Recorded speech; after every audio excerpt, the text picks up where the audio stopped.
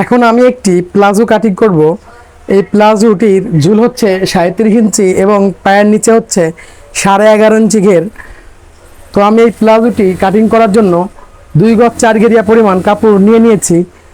তো আমার এই ভিডিওটি আপনারা দেখলে পরে বুঝতে পারবেন যে একটি প্লাজো কিভাবে সহজ নিয়মে কাটিং করা যায়। তো চলেন কথা না বাড়িয়ে ভিডিওটি শুরু করা যাক।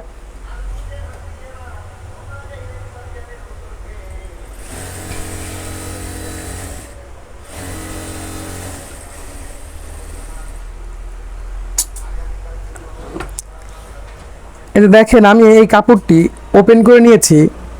এই দেখেন এখানে 2টি পার্ট আছে, এই পার্টটি আটকানো আছে আর এই পাশে আটকানো নাই। তো এই কাপড়টিকে আমি এইভাবে ডাবলে আরেকটি ভাঁজ দিয়ে নিব।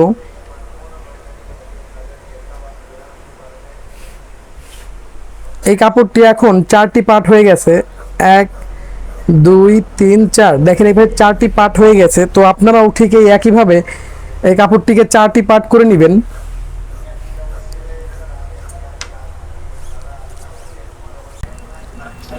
এই পায়জামাটির নিচে আমি যে কাপড়টি মুড়িয়ে নিব সেজন্য আমি এখান থেকে 2 ইঞ্চি পরিমাণ কাপড় মার্জিন করে নিচ্ছি।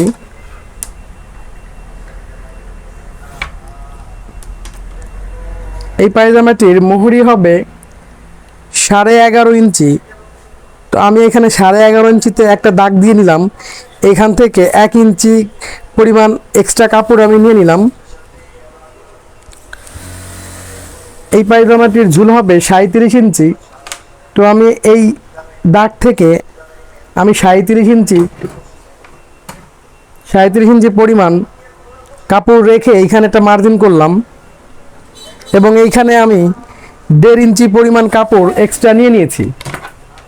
তো আমি এই 1.5 ইঞ্চি পরিমাণ কাপড় এক্সট্রা নেওয়ার কারণ হচ্ছে এইখানে রাবার হবে। তো রাবারের জন্য আমি 1.5 ইঞ্চি পরিমাণ কাপড় এক্সট্রা নিয়ে নিয়েছি। এই মার্জিন থেকে আমি এই প্লাজোটির হাই দাগ দিচ্ছি। তো এইখানে যে কোনো সালোয়ারের আপনি হাই কাটিং করার সময় প্রত্যেকটা সালোয়ারই মাপই ডাবলে আসে। তো এইখানে আমি এই প্লাজোটির হাই কাটিং করতেছি 29 ইঞ্চি, অর্থাৎ 14.5 ইঞ্চি ডাবল হচ্ছে 29 ইঞ্চি। তো আমি এখানে 14.5 ইঞ্চিতে একটা মার্জিন করলাম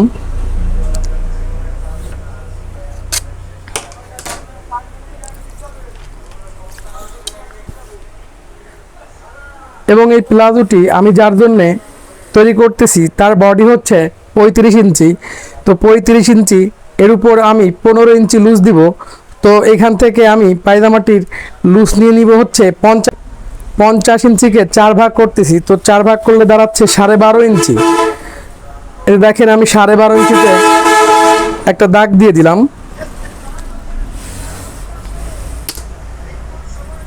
এখান থেকে আমি 12.5 ইঞ্চিতে একটা দাগ দিয়ে দিলাম এবং এখান থেকে আমি 1 ইঞ্চি 2 পয়েন্ট পরিমাণ একটা দাগ দিলাম। এখন আমি এই দাগ অনুযায়ী পায়জামাটিকে এভাবে মার্জিন করে নিব এবং এই দাগ থেকে আমি ঠিক এইভাবে একটা দাগ দিয়ে নিব এবং এইখান থেকে শেপ কাটটি এভাবে ধরে আমি এইখান থেকে আরেকটি দাগ দিয়ে নিব। এখন আমি যে পায়জামাটা মার্জিন করছি আমি মার্জিন অনুযায়ী এই পায়জামাটাকে আমি এখন কাটিং করব।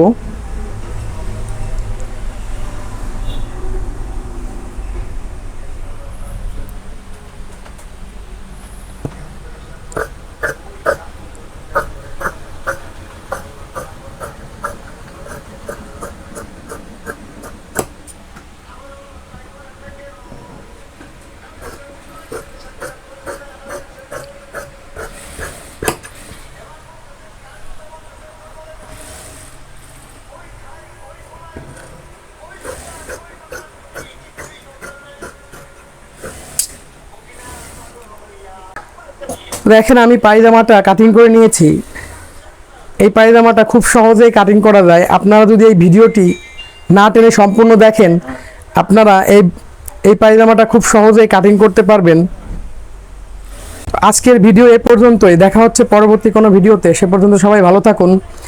এবং আমার ভিডিওটি যদি আপনাদের কাছে ভালো লেগে থাকে আমার চ্যানেলটিকে সাবস্ক্রাইব করে দিন এবং লাইক কমেন্ট শেয়ার করুন। ধন্যবাদ।